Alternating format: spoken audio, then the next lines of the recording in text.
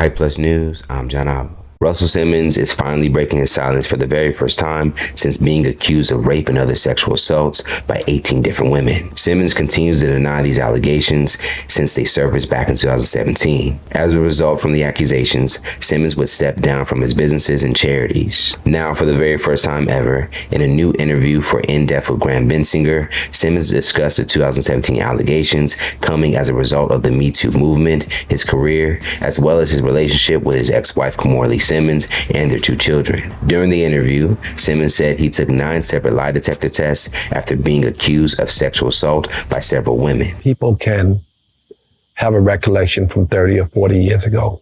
If you had more foursomes than most guys had once, could someone leave and feel hurt? Could someone leave and feel they wish they hadn't? Could someone want notoriety in a market where people thirst for fame? I took 9 lie detector tests. People don't know that. 7 from the chairman of the Polygraph Association.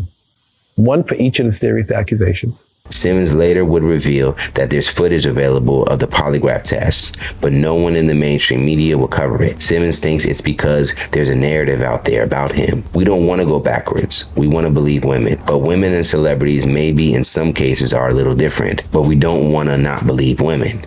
We have to believe women. We have to give them the benefit of the doubt. But we can't demonize people without proof either. It ruined my life. It ruined my relationships. All 5 of my charities have gone down. I had a lot of people I was trying to help. At one point in the conversation, Simmons would address Oprah's involvement in a documentary meant to expose him and the allegations. According to Simmons, he would confront Oprah on a phone call and revealed that she would eventually stop believing the women. She said she believed women. But if you want to call Oprah, I can give you her number. She made a movie about some women, made it very public that she was making the movie and that she made the movie, and then she walked away. Isn't she a supporter of black women or not? You should call her. She will not defend those women. Those are black women that she said she supported. She will not defend them. I don't want to go far into this discussion because it is a very sad moment. It was the most traumatizing experience in my entire life. It hurt my children. There are people with 40 accusations. You'd be interviewing them right now and this subject wouldn't come up. So I feel a little bit targeted, but please continue. Simmons continued, "I've never been violent to anybody. Of course, I've been insensitive, but certainly never been forceful in any of my relationships. All of which I've had have been consensual." When asked what errors in judgment he made looking back on this situation, Simmons says that first, we all need to be better listeners. He would add, "I think the culture and the climate was different, and the way people interacted was different. I think to judge 40 years ago as if it was today, we get in trouble. We have to accept where we were and move on, and be somewhere else in the future if we don't like where we were. And I think we're doing that now.